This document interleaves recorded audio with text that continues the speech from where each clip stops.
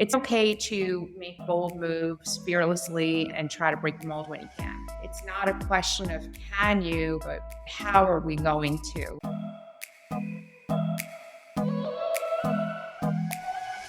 Welcome to Working Women Mentor, a podcast that empowers everyday women like you, like me, to share and learn from life's mentor moments.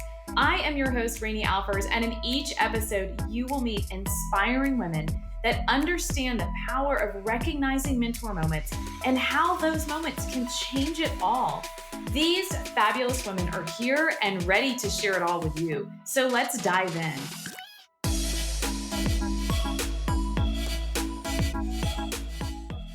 Hey everyone, welcome to Working Women Mentor Podcast. I'm your host, Rainey Alfers, and today's episode is going to be a game changer for anyone looking to unlock their true potential.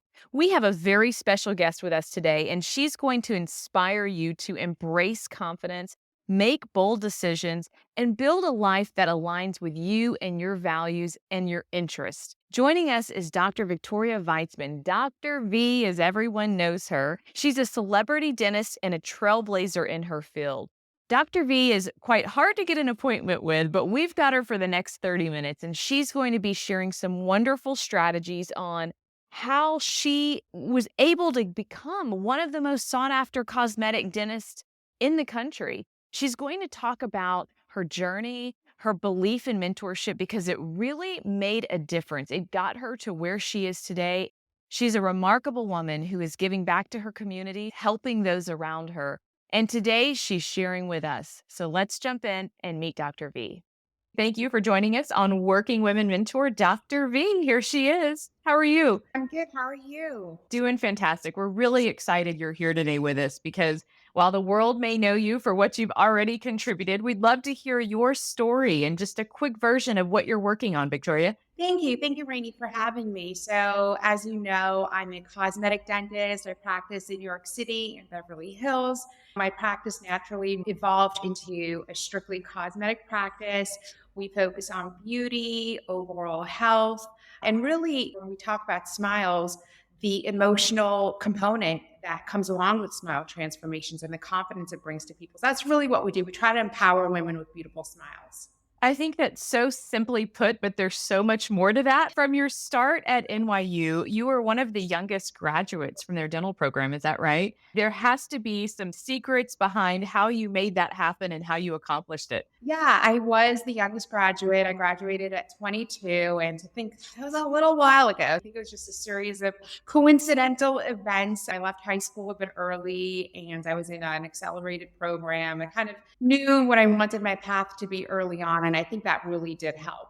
Well, and an early start always helps, but I find when you have an early start, it's because you did something great earlier on, right? Just that natural drive, that natural intelligence got you there. Yeah, well, thank you. I also think perseverance, and look, we're all going to hit hurdles along the way. I could talk to you for a couple of hours about all the hurdles I've hit along the way, but it's just a matter of not giving up, staying true to that bigger vision, and just proceeding, keep moving forward. The interesting thing about hurdles is that we love to hear from people who made it on the other side of the hurdle. It's like, tell us we can get there because, like you said, we all go through them. But the fact that we know someone who made it through it, it's always a shining light. I think we're all making it through, right? We all experience challenges and hurdles every day. Success is a moving target. I don't think anyone's fully ever made it. Once you get to a certain level, there's the next level that you have to level up to, and challenges will happen every single day. And it's just a matter of having the mindset of no matter what comes my way, I can get through this. Just thinking about all your past successes and using that as leverage and confidence to know that no matter what comes your way, you can surpass whatever's in front of you. And that's confidence. That's confidence. You're working on smiles. You're working on empowering women. When you opened Cosmetic Dental Studios and you didn't really have the formal business plan, but you knew the direction you wanted to go, share with us a little bit more about that because that's very bold. Love to hear more about how that started. Yeah, and I think a lot of it too is not having fear around making bold decisions. And maybe it was being young enough to be naive and thinking, oh, this will be easy. That's helpful. It's very helpful to have that. Being naive and young can be helpful in some cases. But, when I graduated from dental school, I went out and worked as an associate, meaning I worked for another practice, another dentist. And what I found was the vision that I had for the way I wanted to practice and the way I wanted to do things wasn't really aligned with any of the places that I had been working. So I figured the only way to do this is to go out, create it on my own. So, yes, like you had said, I didn't really have a business plan, but I did have a vision. And the way I started, in answer to your question, was really just with one patient, one day at a time, building slowly. Things don't happen overnight. People do see a certain level of success at some point, but don't realize how many years and how much effort and how much time really goes into building things. So I think people should really understand that if they have a greater vision for their life and major goals, it's all attainable, it's all possible, but it all does take time. We see these instant successes on Instagram, we see everyone's highlight reel, but what a lot of people don't see is everything that it took to get there. I had a patient who is quite successful in the public eye, and he said to me one day, he's like, everyone sees the glory, but no one knows the story. And that really resonates because I think that's really true. Everything takes time, and that's how I built my practice, was one day at a time. I literally started with one patient. And it's a constantly evolving vision, too. I think as you progress, your vision will evolve. There's no real set end point because once you get to that point, you're going to have other ideas. Yeah, and I think you see more. To your point, it's like if we're thinking about practical advice for someone who may have a vision right now, what I'm hearing from you is that you start somewhere and then it's going to change because you'll see more as you get started. You won't see anything if you don't get started. If you take those steps, and like you said, you started with one patient, people see you today and they feel like, oh, they can't maybe even get an appointment with you, right? That one patient back then was where we all have to start, isn't it? Patient number one is still with me in my practice. Oh, I love that. Yes, I think you're totally right. As you move forward, your perspective shifts, the horizon changes, and you start to see other possibilities and other opportunities that perhaps you weren't even aware existed. So as you move along, your perspective changes for sure. Yeah. And your field in cosmetic dentistry, the first thing that comes to mind is a filter on social media to change the color of your teeth. It's like, how do you feel like social media has impacted your line of work over the years? Well, I can speak a lot about social media, not because I'm very active on it, because I do feel it's really shifted perspectives around and the narrative and the story around beauty and ideals, especially for young women and girls, some positive and some not so positive. I do think our standards of beauty have changed because of social media. We're all chasing perfection now. Cosmetic dentistry, many of my patients are women. And like I said, we deal with confidence and emotions and beautifying the smile, making people feel better about themselves. But I do find sometimes people come in with unrealistic goals. And like I said, we're chasing perfection when really perfection isn't beauty, or beauty isn't perfection. We can take what we have, elevate it, and become the best version of ourselves. So what I found with social media is that there are sometimes unrealistic expectations. I feel that the emphasis has been on appearance and surfacey things for young girls, when really I think we need to dive deeper and know that you don't have to do certain things to have an impact in this world. You can have an impact with your mind. You can have an impact with the things you do. You could still look good, but that's not everything. And I think the emphasis with social media now, I'm a little bit concerned with how that's affecting the culture with young girls. And I think there is certainly maybe a positive, and the positive might be that it does give us a voice. It gives us an outlet to talk about it. The folks who are talking about it on the other side. Yeah, absolutely. And that is a positive. There's so much more reach now. When you have a message, it can go across the world in a minute. So our impact can be that much greater with the right messaging, definitely. Are you seeing trends right now in cosmetic dentistry? You're on both coasts. And I have to Yeah. imagine could be different from Beverly Hills to New York, what people are coming in for, what people are wanting. Is anything standing out to you right now? It's interesting. The two coasts are different, even just culturally. New York City tends to be more natural. And when patients come in for smile makeovers, they want something a little bit subdued. They don't want people to know that they've had veneers, right? Whereas in LA, that's not really the case. Everyone's looking for that Hollywood smile. So culturally, the two coasts are different. I do think overall the trend is towards more natural. We're moving away from that chicklet smile, which was never my aesthetic anyway. But I do think The trend is to just establish harmony and symmetry to the entire face and really move away from that sort of fake look, that cookie cutter smile. You know, when patients come in and they bring me a photo of someone else's smile, I always explain this is not what we do. We're not trying to give you someone else's smile or make you a different person. We're trying to take what you have and really just elevate it and restore balance to the entire face. And that's so individual. It's a bespoke smile. That's what we do. It's sort of like when you go in for hair color or you go to your hairdresser and you're like, I want to look like this person and their hair. And they're like, yeah, but you can't because your hair is nothing like this. You will never look just like that person. I mean, it's that reminiscent of that. Exactly. And why would you want to look like someone else, right? Like we're all here to self-actualize, to really become the highest version of ourselves. The minute you try to be someone else is when you fail. Beautifully stated. Be yourself and in your own smile, but improve it, make it a beautiful one when you can. Right. And actually, in line with that, when people ask me, you know, I have dentists that call my office and ask me, well, what did you do? How did you build your practice? How do you do this? And I'm very generous with the information I give, but I always say, you're going to find your own path. Everyone has their own path. What worked for me will not work for someone else, just as I recognize what works for others won't work for me in my business. So the idea of competition is really so outdated. There is very little competition because we're all so unique, and it's just a matter of our way and our journey. Yeah, and so you touch on dentists calling you. So in your field, dento-facial aesthetics, what does that mean to anyone listening out there that has no idea? Yeah, dento-facial aesthetics is really just designing the smile in a way that complements the entire face. Looking at the facial features, looking at your coloring, looking at your hair color, eye color, skin color, the shape of your features, and really designing a smile that fits all of that. Looking at the smile as part of the entire face. So the smile is a third of the face. So it's a really a big part of facial beauty when we think about it, but traditionally has always stood out as like a lone ranger in both the beauty field and also in the medical field too, right? So the mouth really the gateway to overall health. It's really the gateway to facial beauty, in my opinion. It actually provides the support for the lower third of the face. So as we get older and as we age, we not only lose volume in our skin, I'm sure you've heard about that, losing elasticity, but we also lose volume in this lower third. So by restoring the smile, we can restore the face and also take 15 years off. So a lot of what we do is not just dentofacial aesthetics, but also anti-aging dentistry.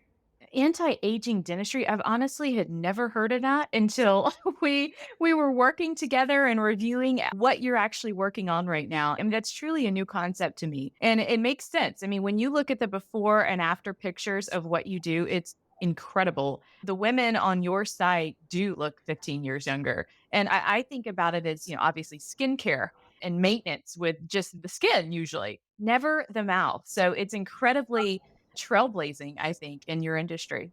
Yeah, exactly. So I'm debating whether to call it anti-aging or pro-aging. If you have any thoughts on that, you let me know. I'm still deciding which way to go here, but you're totally right. Like traditionally, we talk about skincare and hair care for anti-aging. Really, we don't talk about the mouth when the mouth is really the first place that aging shows up. It's the most used part of the body. We're talking, we're chewing, we have saliva that can have all sorts of effects on our teeth. And that's really one of the first places aging shows up. So by tackling that first, even before considering something like another aesthetic procedure like a facelift or filler, you can be more conservative with the other things later if you work on that foundation on those teeth that support that lower third of the face. I think I'll officially weigh in. I'm going with pro aging.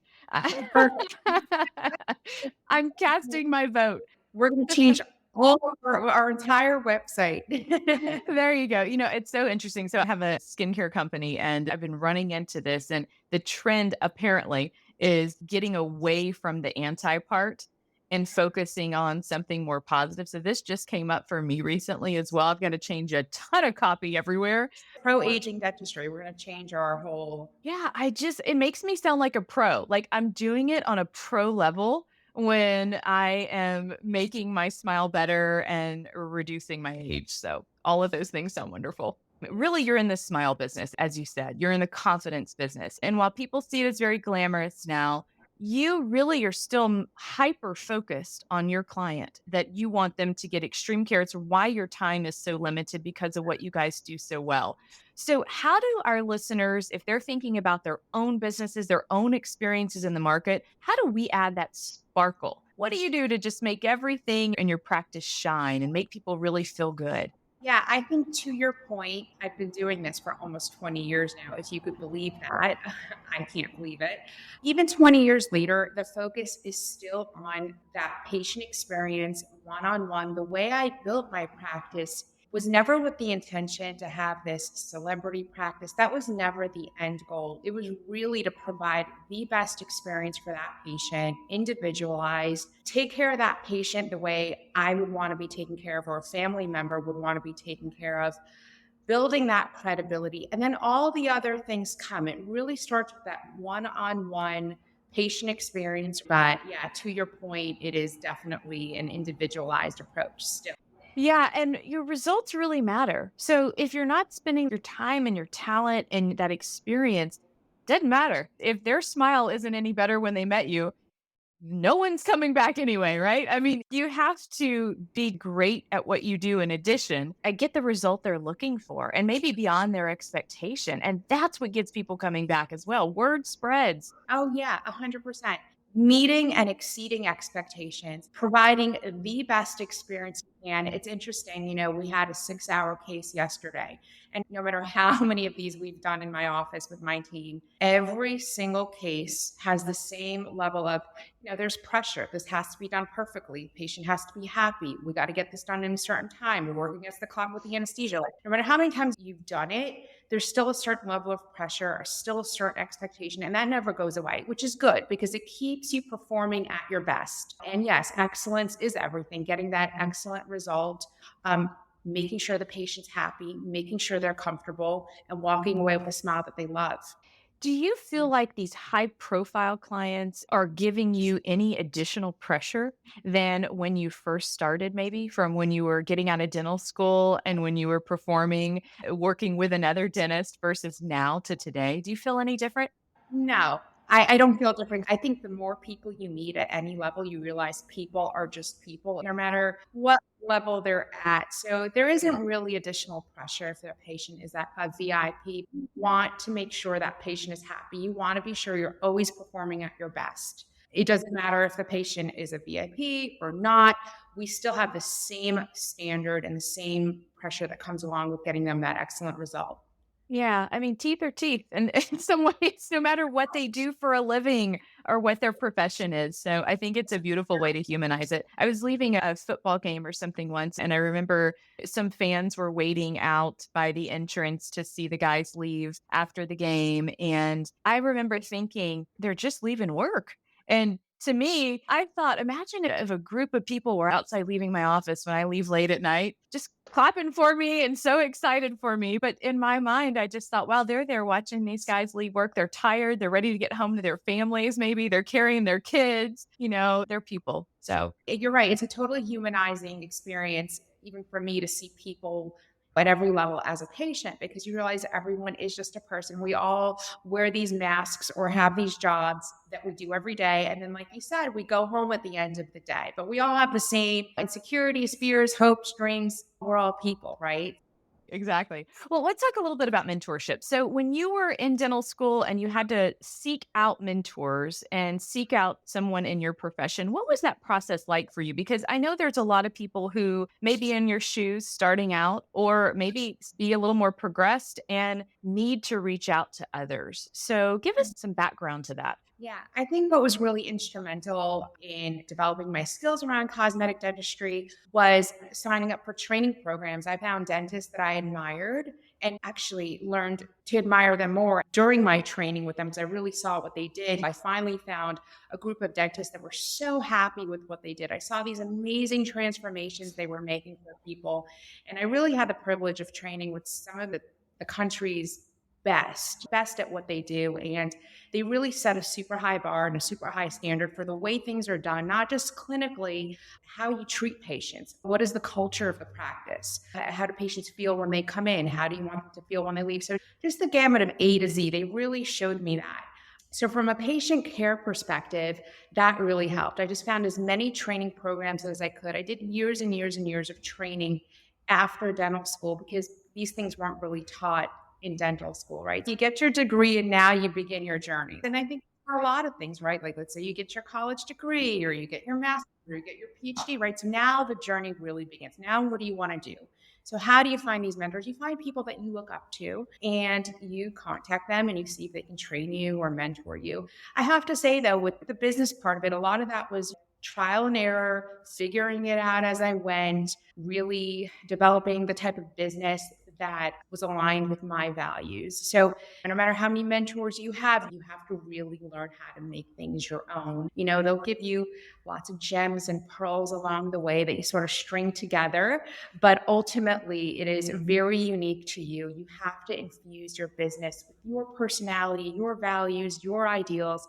That's what makes it different. That's what's going to get patients and clients to come see you. I love that. I love that. So, on that note, we ask all of our guests to share a mentor moment, just a little tidbit of something that you learned along the way, some advice that may have shaped where you are today. Does anything come to mind? Well, one thing that comes to mind is when I started training in this field about 20 years ago, or every time I say that, it's hard. You take a step back when you say 20 years. You're counting. Like, is it 15 or 20? Is it? Let's call it 15. Let's Okay, call it I'm good with 15. Let me just shave 5 years off. But I remember when I started training, I was one of the few women in the class. And my mentor at the time for this particular program was a woman, and she is still one of the top female cosmetic dentists out there. It was mostly men in our class. And she mentored me, we were the first ones done and all that. And it really taught me, it's okay to break the mold.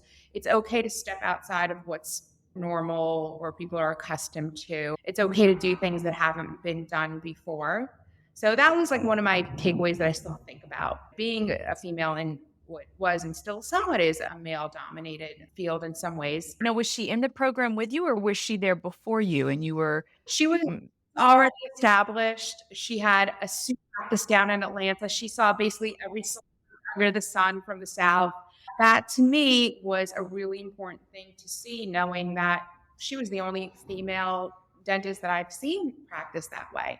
So to me, that was really exciting. And not that it didn't click that moment, but it did click years later when things started to progress and change and evolve a little bit in my practice that, oh, look, this is possible. Really, I think a good mentor shows you what the possibilities are, what your possibilities and potentials might be, even if it's something they're not personally doing, but to really open your eyes to what maybe you're capable of that maybe you don't see yourself at the moment. It's nice when someone sees something in you or at least can draw something out of you.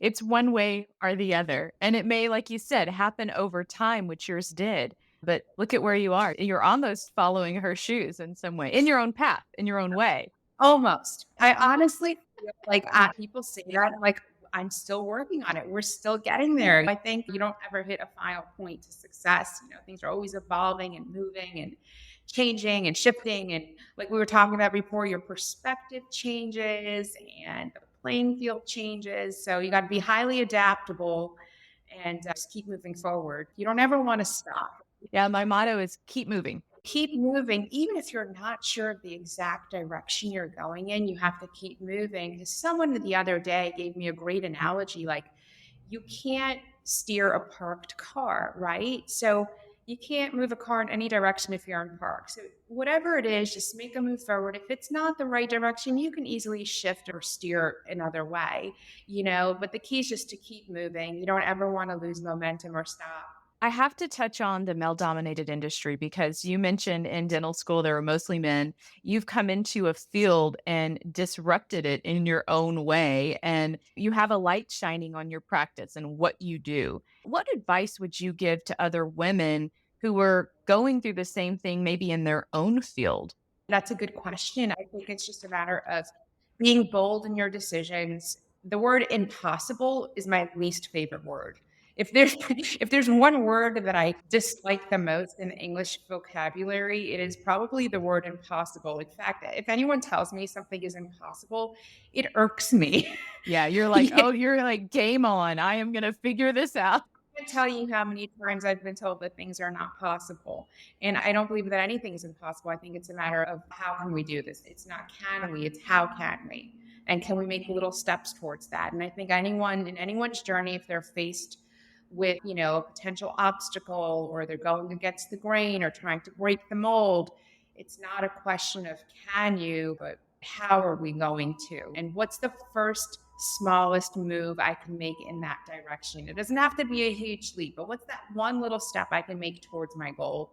Great advice. Great advice. And Dr. V, you talk a little bit about, in some ways, the people around you are very important. Your practice, your clients, I'm sure your friends, everyone around you is something that you really want to be a good person to. But that includes your community because you enjoy giving back. You do it globally. You're involved heavily in charity. That ethos that you have, where did that come from? And how can you encourage others to find it and practice it in their own fields? I think you have a great point there. Who we are as people is always the foundation of what we do, not the other way around. And I mean what we do professionally. Who we are as people and really living in our values is really the foundation of how we practice, what we do. So it's really the core of how we do anything, right?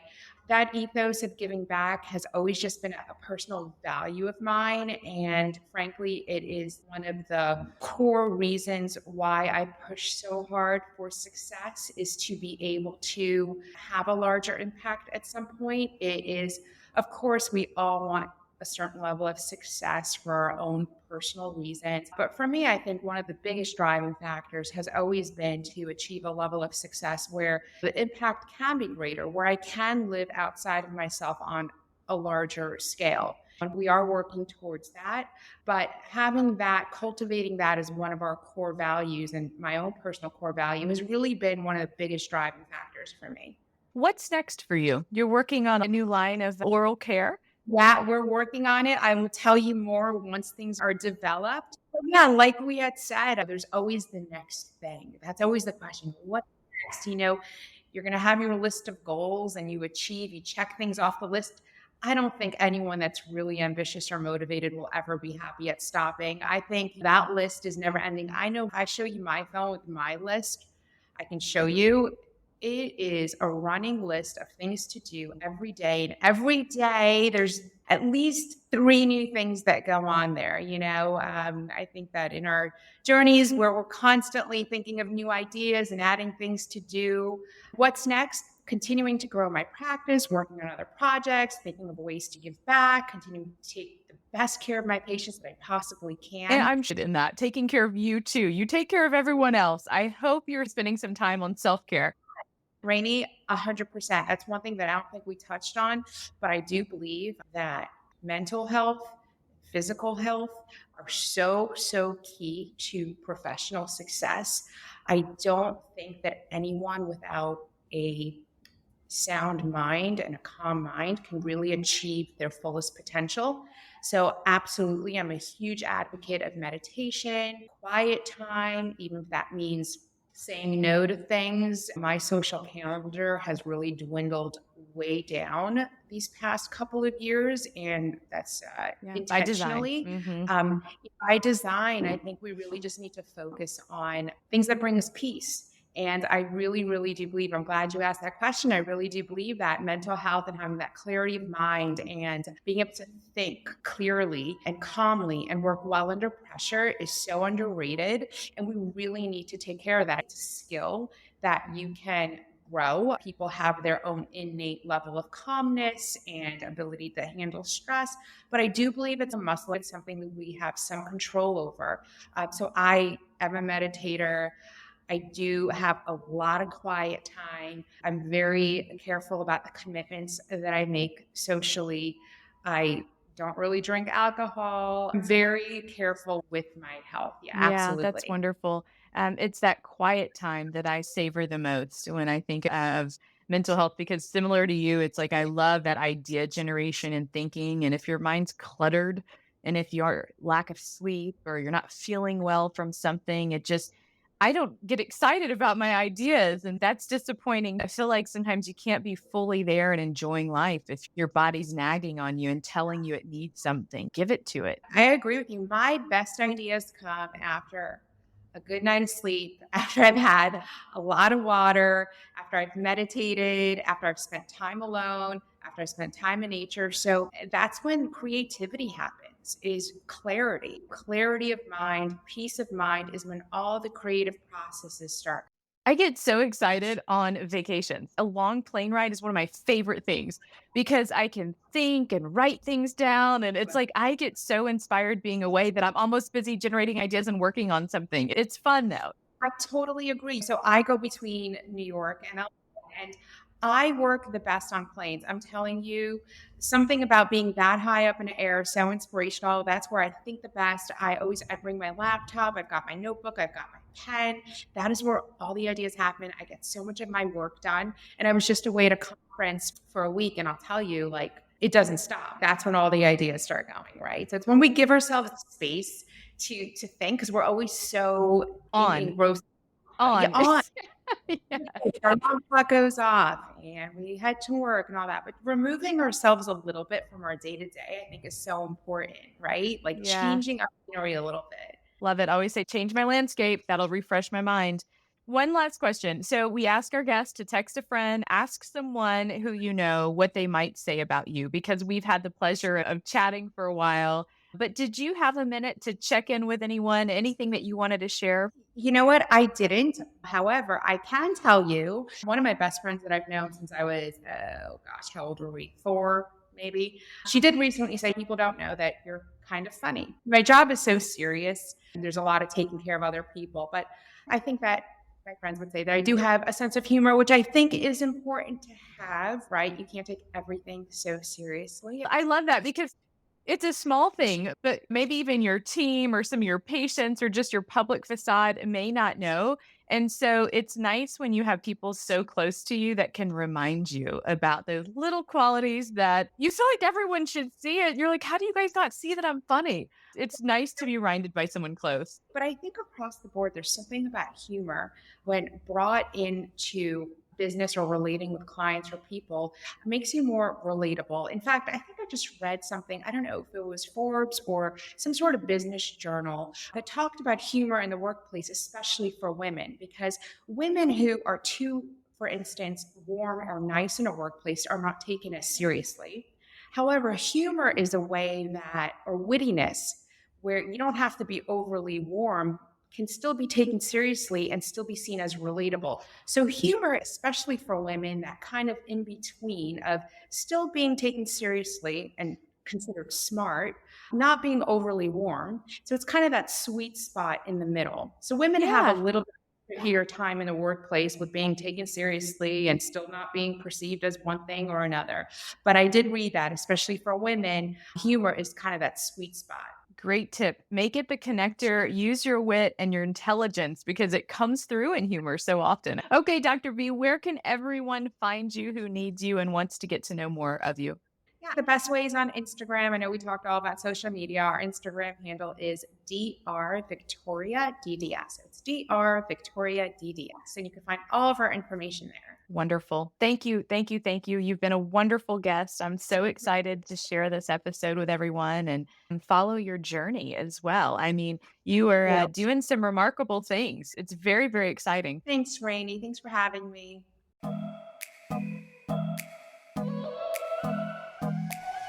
Thank you so much for joining us on this episode. I hope you'll walk away feeling inspired and are thinking of how a mentor moment can help you or someone you know. In case you haven't hit the follow button to subscribe to this show, please do so. And if you love the episode, I'd really appreciate a review. You see, this review helps Apple or Spotify or whatever platform you're listening to us on know that other women just like you want to learn about the show, and it'll help us spread the word. Let's connect on Instagram at Working Women Mentor or at Rainey Alfers. You can find all episodes online at raineyalfers.com/podcast and the ability to send an audiogram of your favorite mentor moments. And we respond to everyone. I truly can't wait to hear from you. Check back weekly for new episodes, and cheers until the next episode.